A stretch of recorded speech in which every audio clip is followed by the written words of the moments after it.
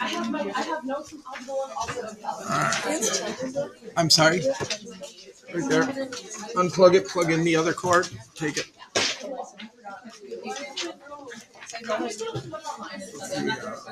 I have this app where no, don't do it. It's not okay.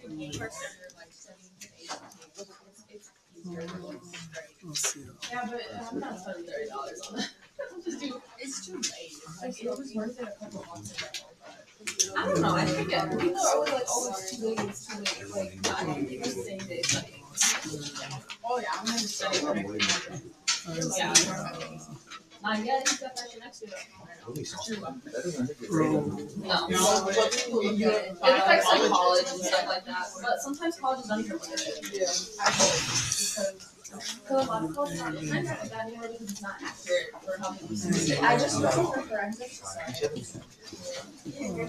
for forensics, like I did 70% that studies about population, not accurate representation of who you are intelligent. And then you should be able to submit like applications of ACT scores. That's far more accurate. I'm not changing shit. My one speech is not going to change the Like,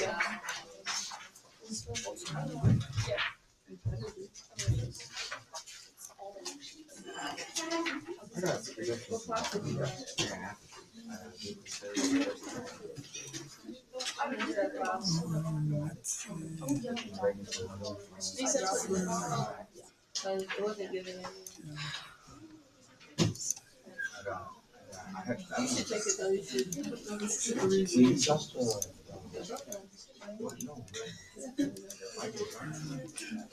not. It's not. I don't like my partner. That's the name. But I mean, it's not like it was hard. It was just your partner.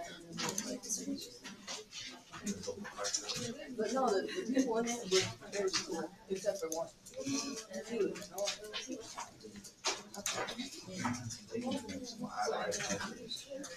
You got the interview? You got the interview? Or maybe you do it. I don't know when you do the interview. I got in the program last year. All right. What did you eat? Okay, ladies and gentlemen, a couple of things as reminders, whether you were with me last try or not. Number one, no eating in class still. Jackets, headphones, phones, put them away. If you bring a jacket, it needs to go in your backpack. If you want to leave it out in the hall, that's fine. So tomorrow, if you wear a jacket to class, I'm going to ask you to put it away in your backpack or leave it out in the hall. Okay? Sweatshirts are fine, but jackets are not. Okay? No eating in here. This try, ladies and gentlemen, is very similar to the first try. I will tell you that there will not be a lab project for your final like there was in the first try. It will be the Unit 8 test that will be your final exam in here. Okay? We'll get to that when we get to that. Okay? Now, I know for some of you, you had a trimester off. That is not ideal for chemistry. I will tell you that to begin with. But what we are going to do over the next week or so is we're going to review and hopefully get you caught up on some of the things that you're really going to need, which basically was everything from the first trimester, ladies and gentlemen. Because in this trimester, we put it all together. Okay? So Unit 5 will build on what we did in Unit 3 and Unit 4. Unit 6 will build on Unit 5, 4, and 3. And Unit 7 will culminate it all together. Okay? Now, if you talk to people who had the class last trimester, please do. I'm sure they're going to tell you that it did get more difficult in here. Okay? And I will also tell you this. If you do not remember how to name and write formulas, you will die in here this trimester. Because everything is based off of naming and writing formulas, which we will review. Okay? Now, I had you grab a new periodic table if you wanted one. If you have your old one, that is fine. Take it out. I had you grab a packet, ladies and gentlemen. This is all the homework problems that we will do in this unit for you. Already in a packet for you, ladies and gentlemen. And you are all in the Google Classroom already, which has with it, ladies and gentlemen, the presented notes, the notes that I'm going to show you up here, your EISN, and the answer sheets to all of the worksheets that I just gave you. Okay? Now, I will tell you, I'm still working through the answer keys. What I mean like that is people are still finding typos that I have in there. I'm a huge fan of cutting and pasting rather than reformatting and retyping things. So if you look up a problem and you're like, man, this isn't even close to what I was doing, but you've been doing the rest of them pretty much correctly, it may be that I have a bad answer in the answer key. Please let me know and I will correct it as I go. Okay? I will correct it for you, but sometimes I copied and pasted from the problem up above, so I have either a wrong formula or a formula mass. Sometimes I have the right answer, but I just have the wrong formulas along the way. Most of the answer keys are pretty good though. Okay? If you had me in the first try and I collected your goggles from you, they are in the back of the room waiting to go into the box for either second or fourth hour. So I have them if you left them with me. If you took them with you, I don't have them though. Okay? So we'll take on, when we get to the first lab, we will take and put them in there, get them into the right places for you so that you have them where you need them. Questions, ladies and gentlemen?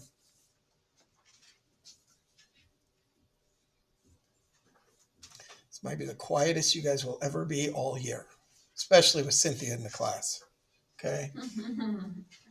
And Alexis. All right.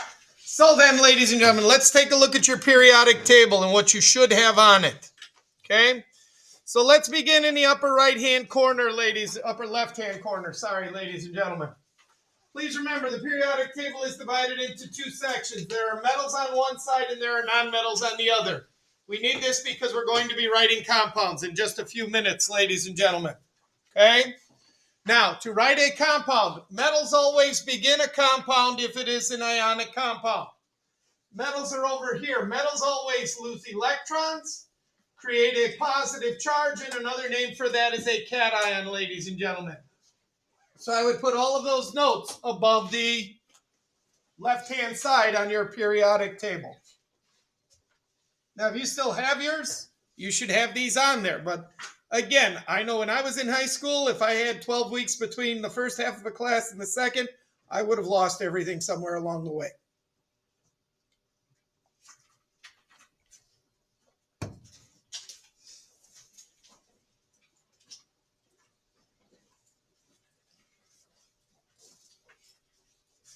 I also have the note up here that VE stands for valence electrons. Everything in the first group here has one valence electron. Everything in group 2 has two valence electrons. And then down below, if you remember when we write formulas, which we're going to do in a minute, and I will remind you of this, we need to balance off charges. Everything in group 1 has a +1 charge. Everything in group 2 has a +2 charge.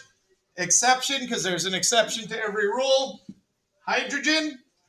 Hydrogen can either be a +1 or a -1. It can act as a metal, meaning a +1. It can act as a non-metal, meaning a -1 charge, ladies and gentlemen.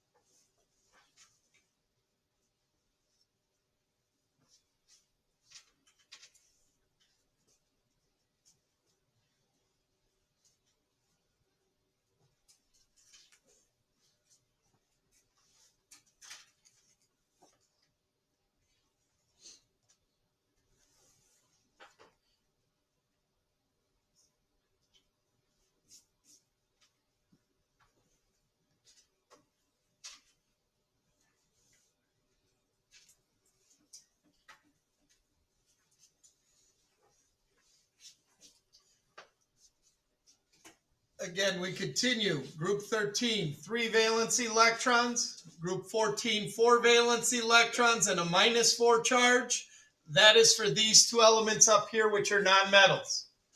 The reason we put the charges of the metals below, ladies and gentlemen, is because when we get into this group here, and we have metals and non-metals in the same group, the metals at the bottom, we go down to find their charge. The non-metals at the top, we go up to find their charge. So you'll notice I have a +3 under niobium, number 113, and a +4 under fluorovium, number 114. 5, 6, 7, 8 valence electrons as we finish out across the top, ladies and gentlemen. The -4, -3, -2, -1, and 0 charge.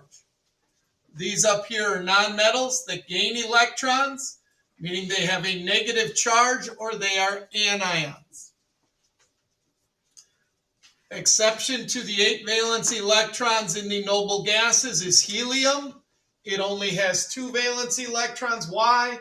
Because there's only room for 2 electrons in the very first energy level, ladies and gentlemen.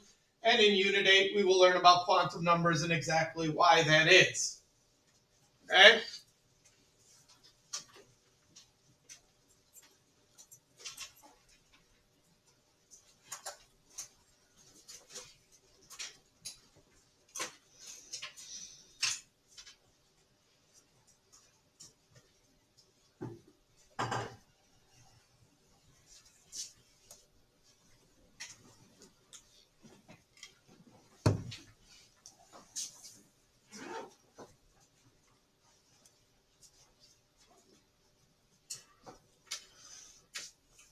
Does anyone need more time copying this? I will always have these available for you. In other words, I have them at my desk if you ever want to see one, or as you're leaving class, take a picture of it so that you could get everything copied down. That is 100% your option, ladies and gentlemen. Important thing to have down at the bottom of your periodic table, ladies and gentlemen, there are 7 diatomic molecules. Diatomic means they are 2 atoms of the same kind that are so reactive that they will combine with each other in a covalent compound to become stable.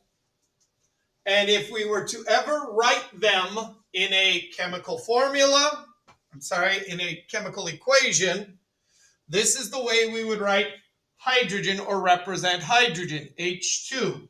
Nitrogen would be N2, oxygen would be O2. Fluorine would be F2, chlorine Cl2, bromine Br2, and iodine I2.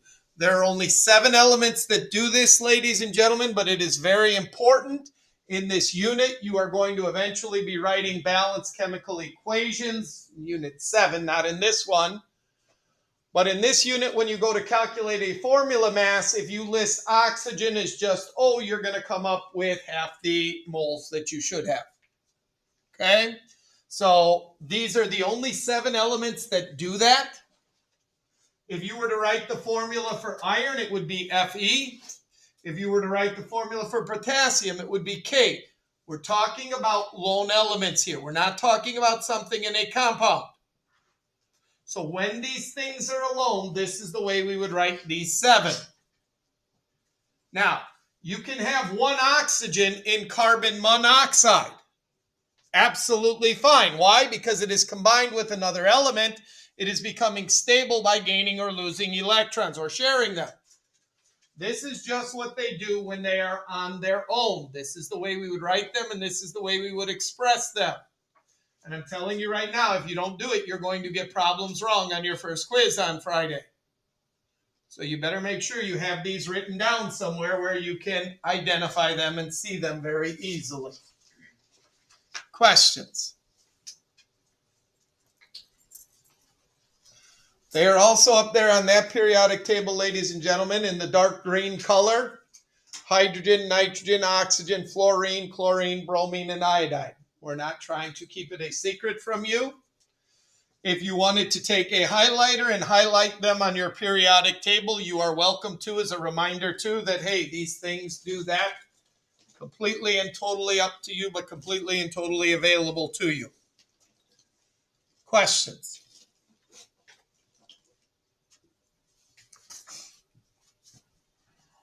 All right. Anyone need more time with this? Okay, let's flip your periodic table over and make sure you have everything that you should have on the back here. Again, I have highlighters available up here. I have highlighted ammonium, and the reason I have highlighted it is a polyatomic ion, a group of atoms covalently bonded together acting as a single ion, and it is the one positive polyatomic ion that we will use in this class. That doesn't mean that it's the only polyatomic positive ion, but it is the only one that we will use in this class. Okay? So I have highlighted it in green. Down below in yellow, I've highlighted 4 others: cyanide, ferric cyanide, ferrocyanide, and hydroxide. Why did I highlight those 4? They're compounds that end in IDE. Now, normally, binary ionic compounds made of only 2 elements, will always end in IDE. However, there are a few polyatomic ions that also end in IDE, and I have highlighted those 4 for you. Now, what I want to point out is the only one I think that I have ever used, ladies and gentlemen, and we use quite often with you, is hydroxide. That is the one that when I put it on a test, everybody can't find it on the front, so they make up a formula for hydroxide, either just using oxygen or just using hydrogen, or I've seen combinations of OH2, O2H, things like that. Hydroxide is a polyatomic that is commonly used, and it is OH as a group, and we will show you how to handle these groups.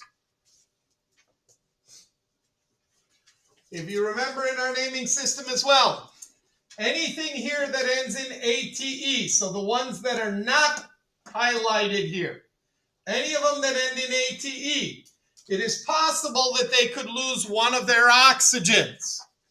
And in that case, we would change the ending of their name from an ATE ending to an ITE ending. So for example, borate is BO3, has a -3 charge.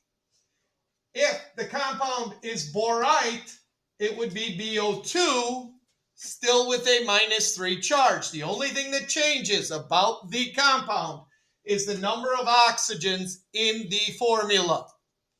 When you go from an ATE ending to an ITE ending, ladies and gentlemen, you lose 1 oxygen. There's 1 less oxygen than what is listed here. So carbonate is CO3. Carbonite is CO2. It is possible that you could lose 2 oxygens. And carbonate could become just CO, meaning it has lost 2 oxygens, and we would put hypo in front, and we would put an ITE ending. The ITE ending is there because it lost 1. The hypo is there because it lost a 2nd oxygen. So hypocarbonite would be CO, again, -2 charge because we don't change its charge ever. Questions? And there are some other examples in here and in here to help you along as well. It is possible for a polyatomic to gain 1 oxygen. Instead of being CO3, it could be CO4. Well, it hasn't lost any, so we're not changing the ending. But to identify that it has gained 1 more oxygen, ladies and gentlemen, we would put a per in front of the name. So percarbonate would be CO4 with a -2 charge. Now, here's the good news, ladies and gentlemen. In this semester, you will be going from names to formulas. You will not very often be going from formulas to names. Okay? So you're going to be going from names to formulas in this trimester. We also had you cross off 1 down at the bottom, ladies and gentlemen, and that was permanganate.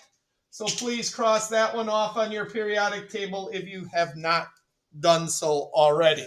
or on your list here.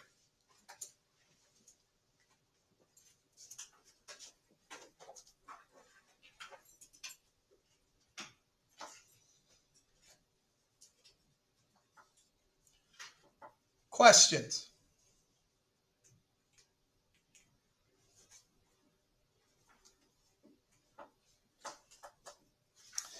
I had given you one of these in the first or in the previous trimester of this class. Let's go through that real quick, ladies and gentlemen. One side of this is used for double replacement reactions. You are going to be expected to predict the products from a double replacement reaction in this trimester. So when this compound reacts with this compound, what do you get? That was the entire lab that we did for our final in the first trimester of this class. So whether you just had it or you had it in the first try, we were looking at taking two compounds, putting them together, and seeing what two new compounds we would create. And then we were trying to determine if when we created these two new compounds, did anything make a precipitate? Because for a double replacement reaction, ladies and gentlemen, you need to find one of three things that will tell you that the reaction actually occurs. You need to find a precipitate, which we would show as a solid that settles out of solution with the term S by it. There are two other things that we could find, although we didn't do it in the lab. One is we could find that a gas is created. That would tell us a double replacement reaction has actually occurred. Anybody remember what the third one was? It's okay. Water. So we would put an L by that. Now, the way this works, ladies and gentlemen, is this chart helps us predict precipitates. That's all. Not gases, not liquids. Okay? Precipitates. A precipitate is a solid that settles out of solution. And if you remember, in the last lab you did on the final days, you took the dropper bottles and you put bottle A with bottle B and you saw if a precipitate formed. If there was a solid that settled out of solution. Well, any cation with nitrate or chlorate, there is nothing that these two anions will precipitate with. Not a single cation. So this part of the table means that no matter what these two are with, they're always going to be aqueous. Always aqueous. That means that they will not form a precipitate. In the middle section here, these anions are normally aqueous, meaning normally they dissolve in water, unless they are with these few exceptions. Then they will precipitate. So if we put acetate with sodium, it will be aqueous. If we put acetate with calcium, it will be aqueous. If we put acetate with anything other than silver, it will be aqueous. But you put it with silver and you get a precipitate. You get a solid that settles out of solution. For chlorine, put it with anything other than silver, lead, or mercury, and it will be aqueous. But with these three things, it will form a solid, ladies and gentlemen. Yes? What does it say under normally aqueous? Like AQ. no, it says With exceptions. With exceptions, it then is a solid. Okay. So the way we read this section of the table, most of the time it's going to be aqueous, unless it happens to be with one of these. These are the exceptions that will make it precipitate out. Okay? So if you put sulfate, SO4, with anything in group 1, not anything in group 2, with some things in group 2 like beryllium, it will be aqueous. But if you put it with any of these 5, now you're going to get a precipitate. So normally these things are aqueous with most things unless they happen to be with these exceptions. Questions? In the bottom part of the table, it is just the opposite. These things here normally will make a precipitate with most things, unless they happen to be with these things. So they're normally going to be a solid unless they're with these exceptions that would make them aqueous. Now again, what is a cation of group 1 and 2, ladies and gentlemen? That is the metals from lithium and beryllium all the way down to francium and radium. These are the cations of column 1. These are the cations of column 2. Group 1 and 2 on the periodic table. Group 1 and 2, column 1 and 2, same exact thing. We're not including hydrogen in there because hydrogen is not a metal. Okay? We are including ammonium. So this polyatomic with these things will still be aqueous. Okay? Now, here, carbonate, we're only the cations of group 1, and actually we're not even all of those. Here is a double exception. So normally carbonate is going to be a solid unless it is with these exceptions. And except for this exception. Sorry, not my rules, just have to tell them to you. So if carbonate is with sodium, potassium, rubidium, cesium, or francium, it's aqueous. They're the cations in column 1. But if it happens to be with lithium, it will precipitate.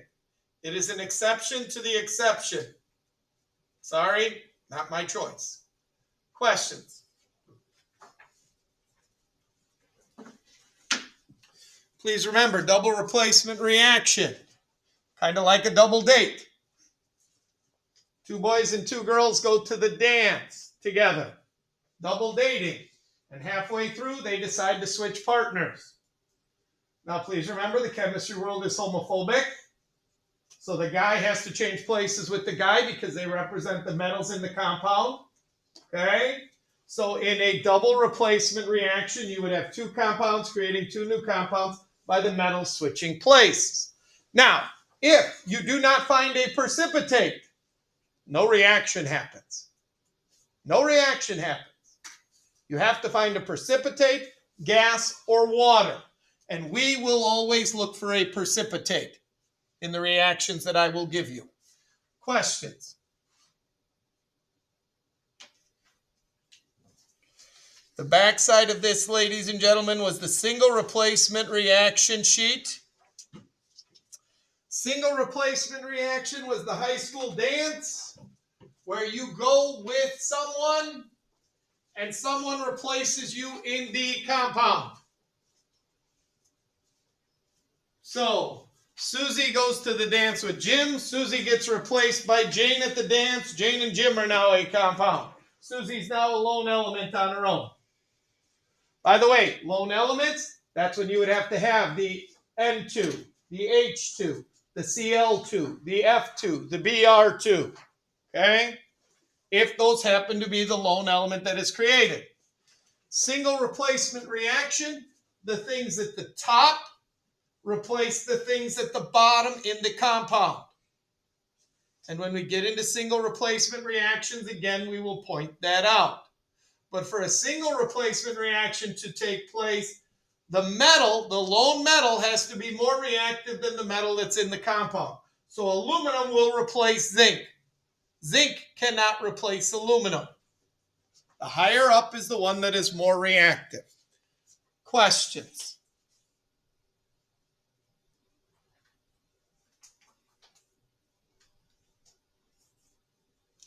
This is the first time I have ever taught this class in a trimester setting, ladies and gentlemen. And I find it almost impossible to believe that everything I said just came back to you. But if you don't have any questions, I'm fine with it. None? Okay. Let's see how well you remember writing compounds then, ladies and gentlemen. What do you, I said, oh no. Okay, so here we go, ladies and gentlemen. Got two kinds of compounds here. We're going to work through these together, and then I will give you some to do on your own. And again, this trimester, we're going to take names and we're going to write formulas for them. Now, again, hopefully this comes back to you, but you may not necessarily remember it right now, ladies and gentlemen. So let's take a look at this. All right.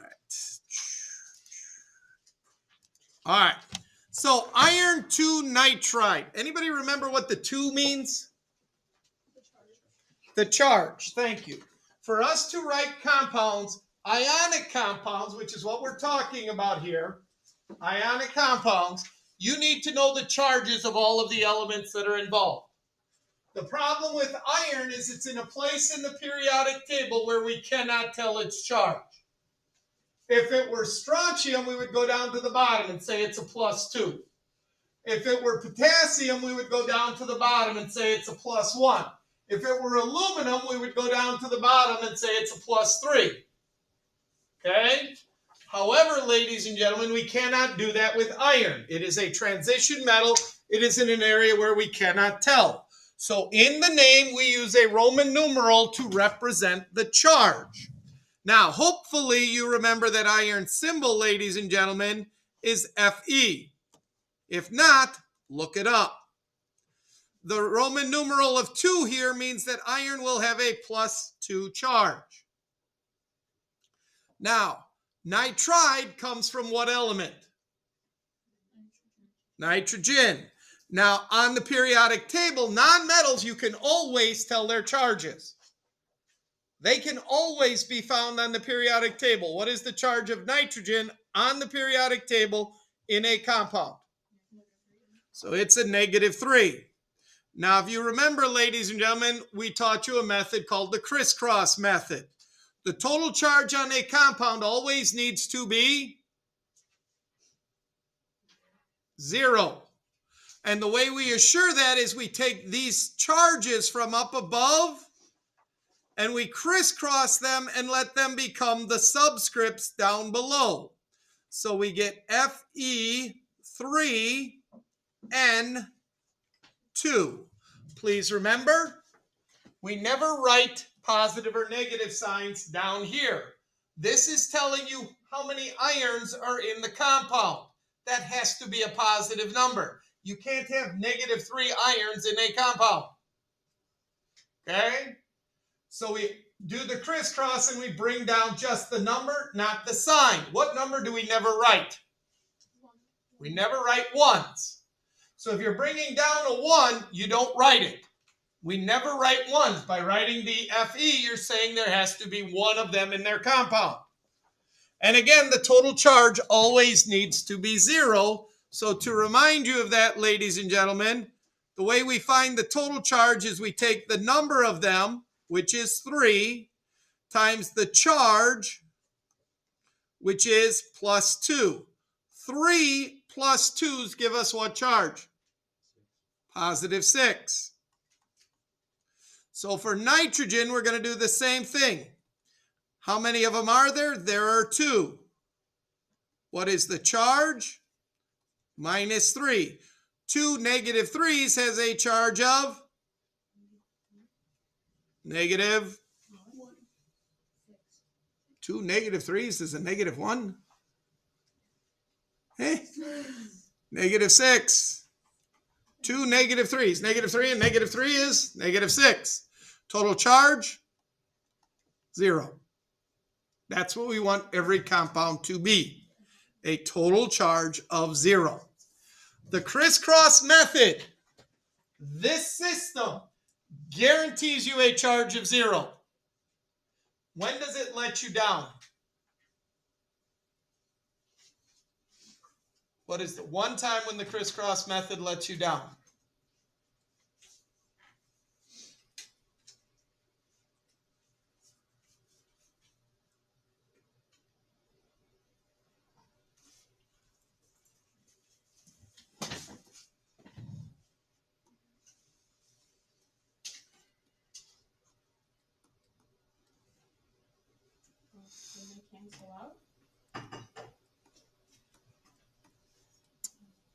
you did the crisscross method here. This 2 goes down here. This 2 goes down there, which would give you Mg2O2. Total charge is 0. But ionic compounds always need to be written in simplest form or lowest term. So the one place the crisscross method will let you down is it will not reduce a compound if your charges happen to be the same number, 2 and 2, plus and minus 2, plus and minus 3. If you have a 4 and a 2 here, it will not reduce those. If you can reduce these numbers, you have to. That is the only place the crisscross method lets you down, is it does not put things into lowest terms. And in ionic compounds, they always have to be written in lowest terms. Questions?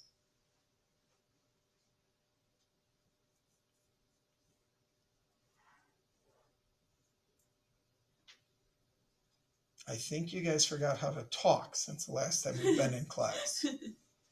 Okay, moving along then. Ternary ionic compound means how many different elements involved? 3 or more. 3 or more. So now at some point you have to turn your periodic table over, ladies and gentlemen. Now in this case, ammonium. Where will we find ammonium on our periodic table? On the back. So we got to turn it over right away. Ammonium is NH4, and it is a +1 ion. This entire group is acting like a +1 ion. Okay? Sulfate, ending in ATE. What does that mean we should do? That means we need to look at the back of our periodic table again because our polyatomics that end in ATE are on the back. Now, if it ends in IDE, do I need to flip it over? Possibly. Which one ends in IDE on the back? Hydroxide. You're not going to find hydroxide on the front. So, again, IDE ending, normally it means we're just using the things on the front. However, there are a few on the back that end in IDE. So sulfate is SO4, and its charge is a -3. Is that correct? -2, sorry. So now we are going to still do the crisscross method. This 2 is going to come down here. This 1 is going to come here. The problem is when I want to put a number by a polyatomic, what do I have to do to it? I have to put it in parentheses. So for me to put the 2 by the NH4, I need to put it in parentheses. What number am I putting by the SO4? Nothing, because I never write ones. So if I'm not putting a number by it, I do not put it in parentheses. I do not put it in parentheses. So we've got the NH4 with the 2 here, the 2 from the charge. The SO4 gets a 1 by it, so I don't do anything with it. Questions?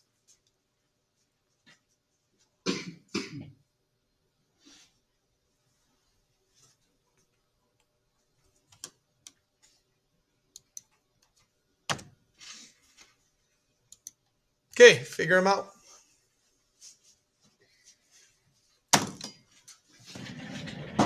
Do them alone, do them with a partner, figure them out. Let's go. That's what I gave you the scrap paper for.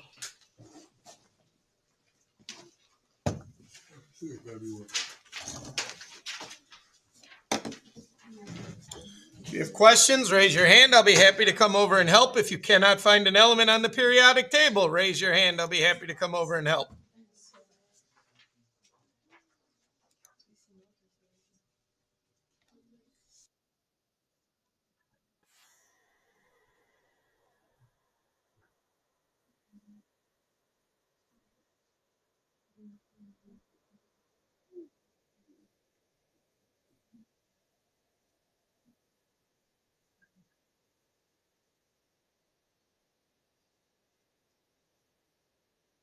By the way, I know some of you were not with me last try, but somebody left me a nice jacket last try, but Yeah, I can't fit into a medium. So if it's yours, you may want to claim it. Or you may want to talk to your friends from last trimester and get something a lot less attractive.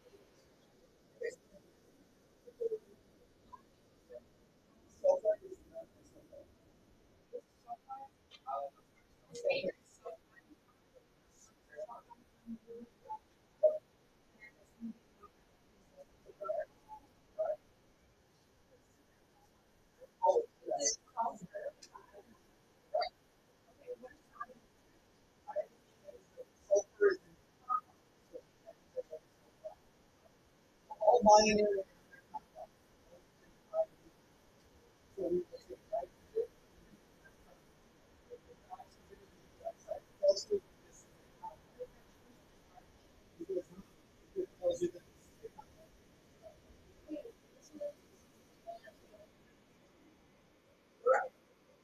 You don't even know that you have a CO3. Well, you don't put any number on the CO3. The CO3, you never choose to do it. So, yes, AG is plus one. Sorry, ladies and gentlemen. Some of you might have missed that on the periodic table because I didn't point it out.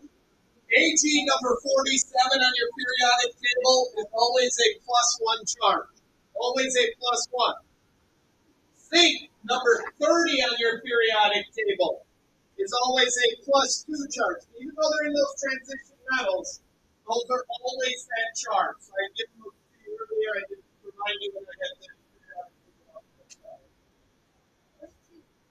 Tin, that's it. And it could be a plus two.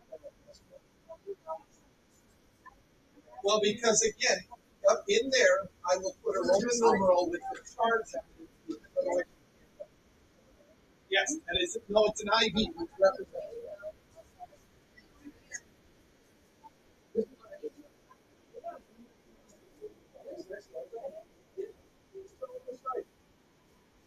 Well, we really have 3 weeks to get this first unit in. Otherwise, we're not going to make it. We're ready. What? 3 weeks, 4 weeks after that. No, it's less than a month.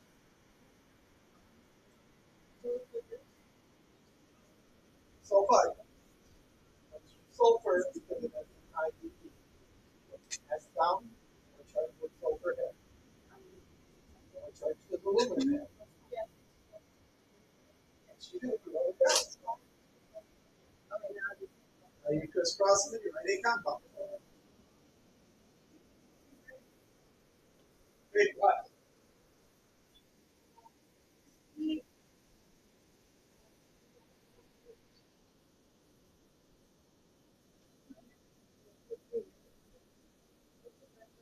Yes, correct.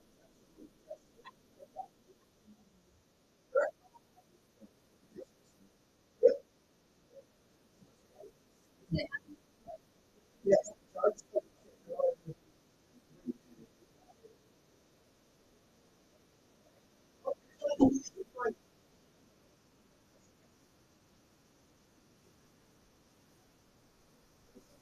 Yes, we.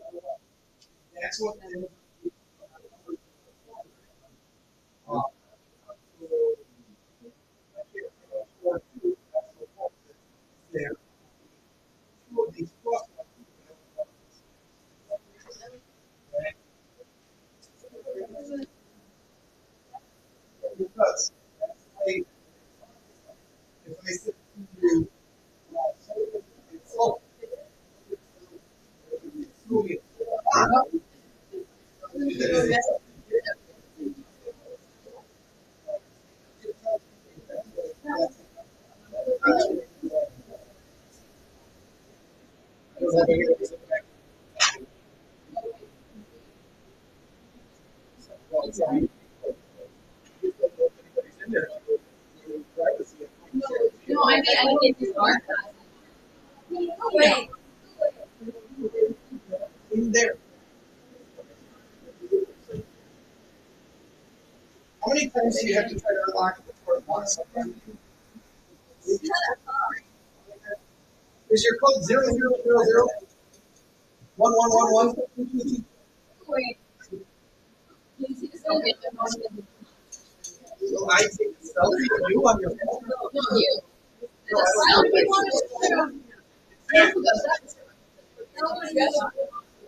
I don't want a picture of you.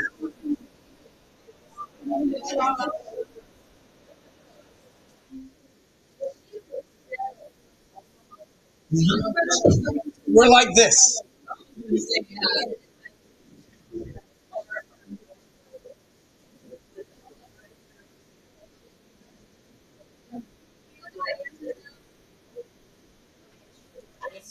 Because you asked so nicely, certainly I can. All right, ladies and gentlemen, so here we go. Let me clear this. Just chill a minute. Okay. All right. So again, we're reviewing through this. If you find that you need more help, I am available before school, I am available after school, and I am available during home base. You can come and see me any of those times. I get here at 6 o'clock in the morning. You want to come in at 6 o'clock in the morning and visit? Bring breakfast. I like McDonald's, the sausage biscuits. Bring me one of those. We could sit and we could talk as much as you want about naming compounds. All right. So aluminum, Al, charge +3. Sulfide. Now, please remember, the reason it becomes an IDE ending is because we're saying this is a compound. It's not aluminum and sulfur. Those would be two elements. This is one compound, aluminum sulfide. So sulfide, again, hydroxide is on the back of here. It is the one that is going to mess you up if you try to look only on the front. So I don't know, you could put a note up here on the front that hydroxide is OH, so you don't have to turn your periodic table over. But understand there are ones that end in IDE that are on the back. So sulfide is sulfur. It is a -2.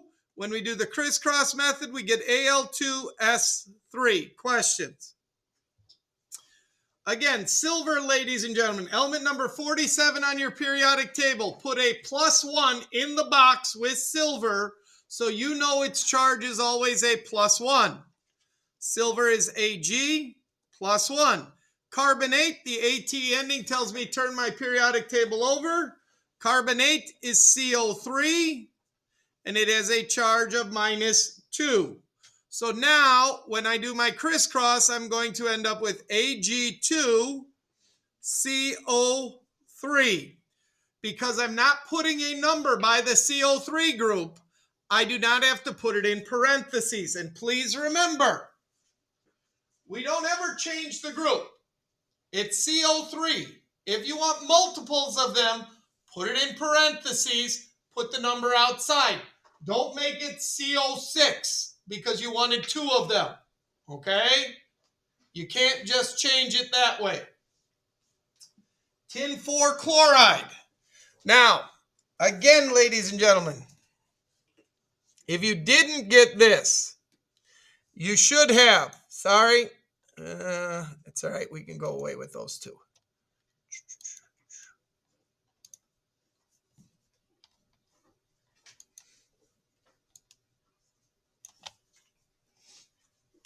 So in this part of the periodic table, here is silver, put a +1 by it. Here is zinc, put a +2 by it. Those I will not give you. You can ask me and I will tell you their charges. But I'm just letting you know, zinc is always a +2, silver is always a +1. Tin and lead, even though they're in the family where they can be a +4, they might also act as a +2. So you will see Roman numerals by those. Roman numerals tell you the charge on that metal, and you'll only see them by metals, okay? So you will only see them by metals. So if you see tin with II after it, that's telling you it's a +2 charge. IV is a +4. If you don't know what the Roman numerals mean, raise your hand, call me over, and I will tell you, okay? Don't get the problem wrong because you don't know what the Roman numerals are.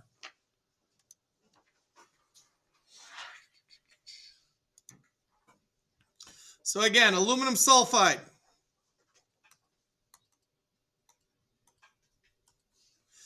Al2S3.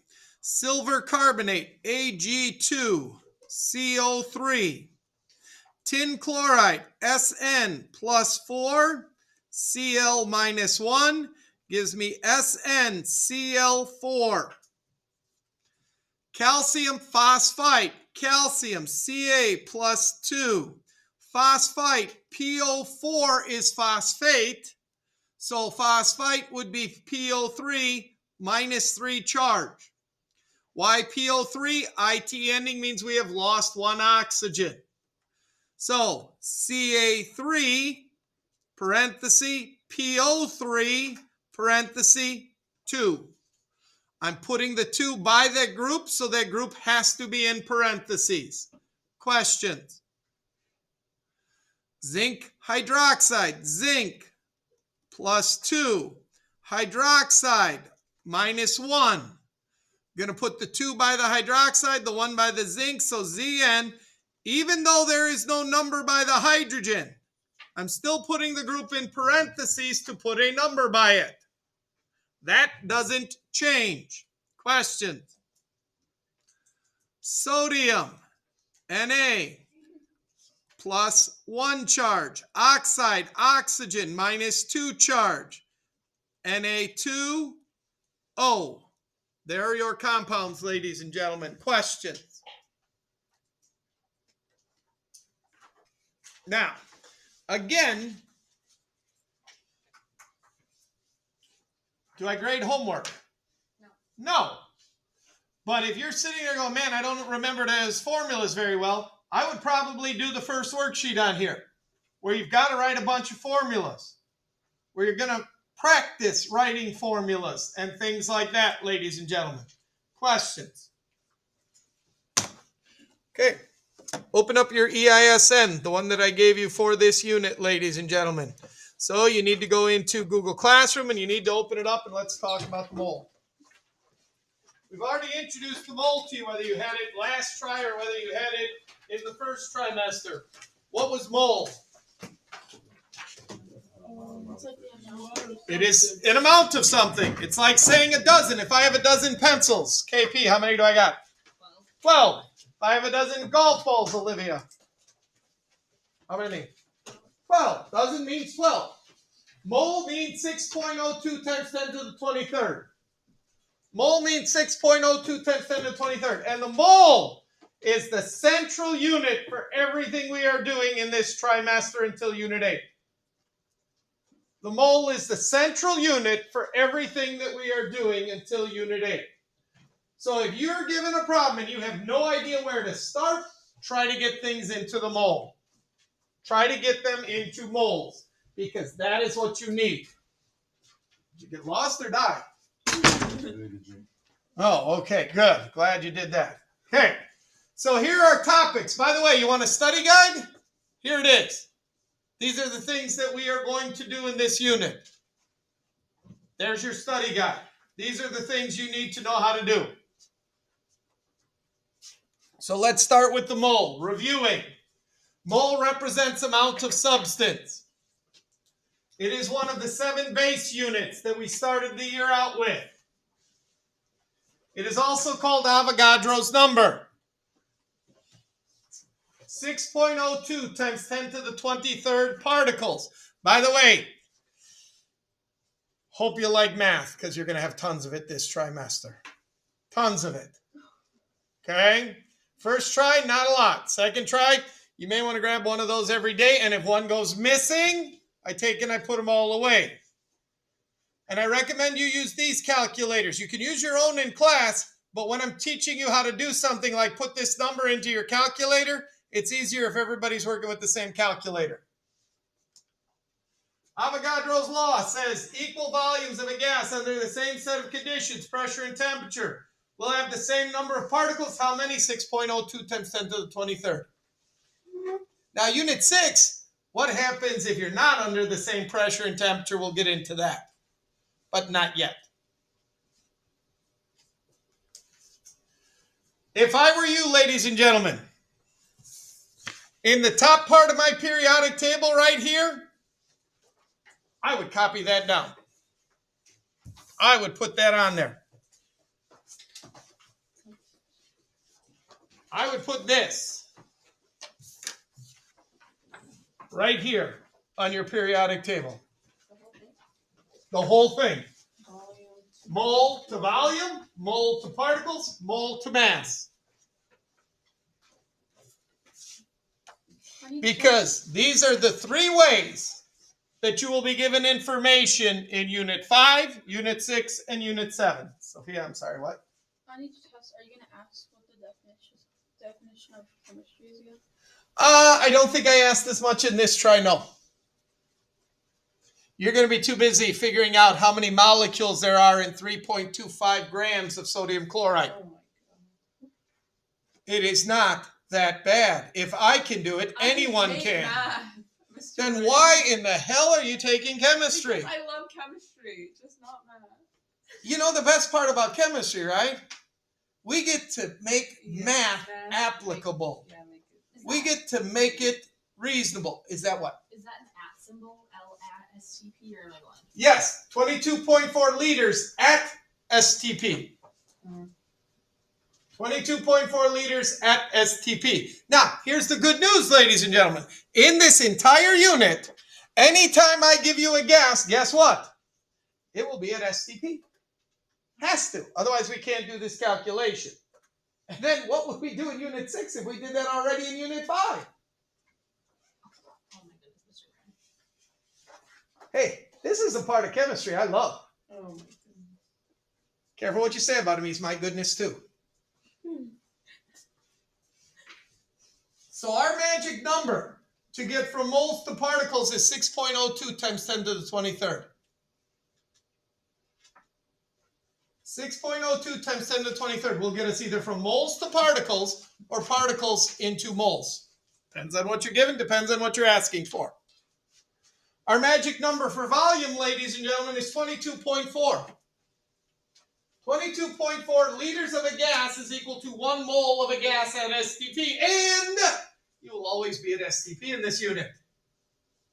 So if I give you a pressure, if I give you a temperature, it has to be STP. Otherwise, you cannot do the problem. So ignore pressures and ignore temperatures when I give them to you in this unit. Because all I'm doing is telling you it's at STP.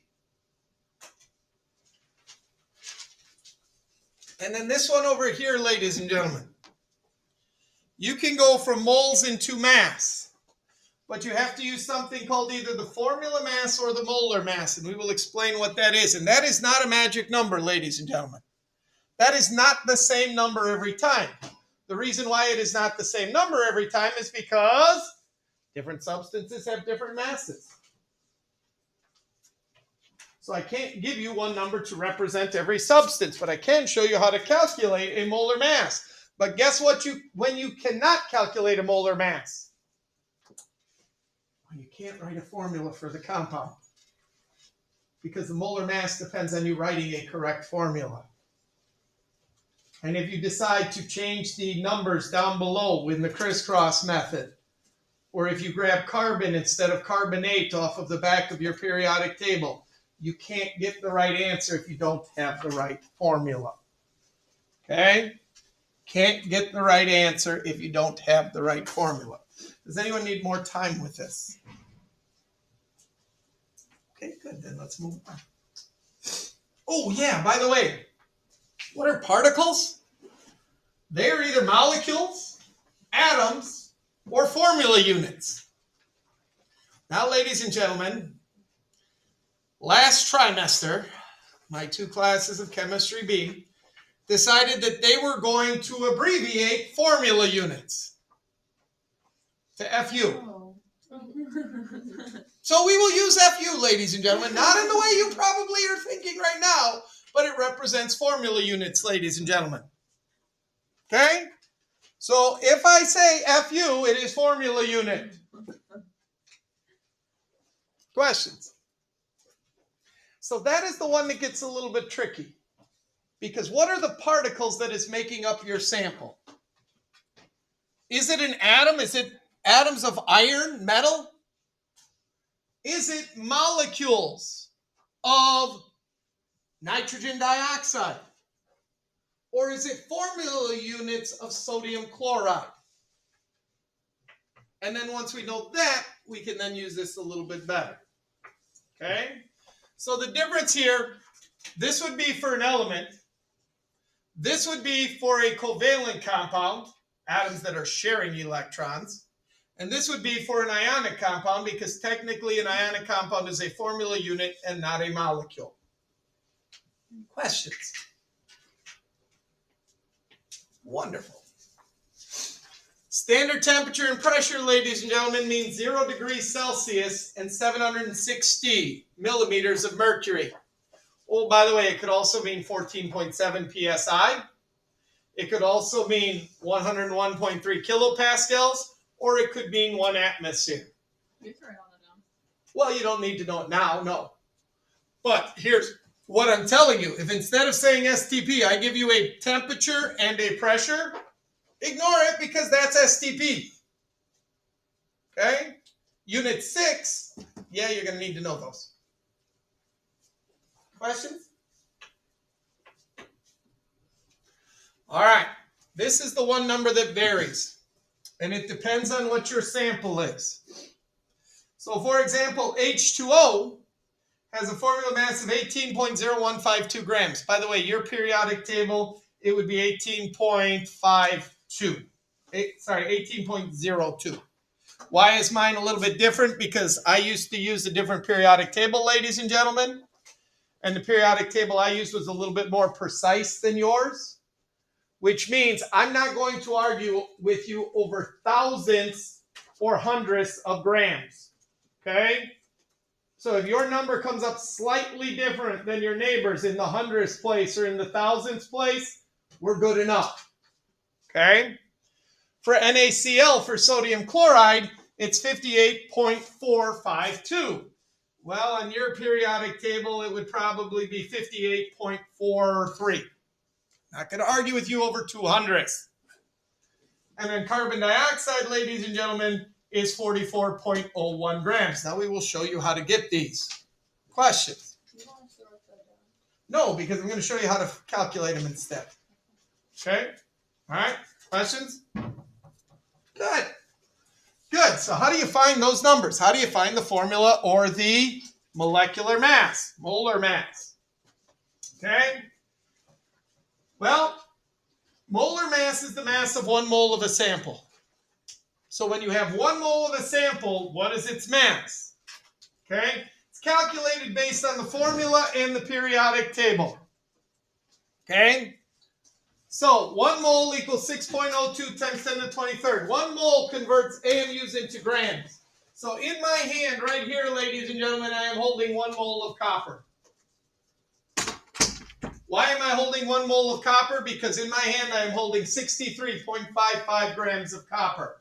Look at the periodic table and tell me what the mass of copper is on the periodic table. 63.55. That's why. Now in this hand I'm holding 1 mole of zinc. How much am I holding in my hand? 65.3 what? 0.38 grams of zinc. So in other words, those masses that are on the periodic table, ladies and gentlemen, if we want to convert those into grams, because those are atomic mass units, really small for atoms, if we want to convert those into grams, well, let's take a 1 mole sample. And then those AMUs become grams, something that we can measure in a balance in the back of the room.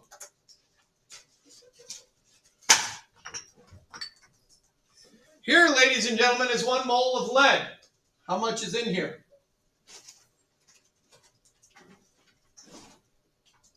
207.20. 207.20 grams of lead.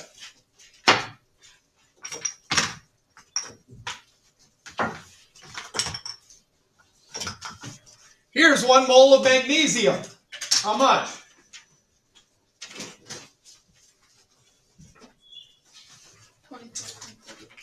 What? 24.31. 24.31 grams. In here is 1 mole of sugar. Formula for sugar, C12H22O11. There are 342.3 grams of sugar in here, ladies and gentlemen. Okay? Tomorrow we will get into calculating these masses and how we find them. Okay? It would be a good idea, ladies and gentlemen, on worksheet 1 to go through and to try to write the formulas for the names that are given there, because that would be a good review for you to start this unit with. If you took one of my highlighters or pens, please bring it back, ladies and gentlemen. Have a great day. We'll see you tomorrow. Woohoo! You can just leave, Cynthia. You don't have to come back and say goodbye.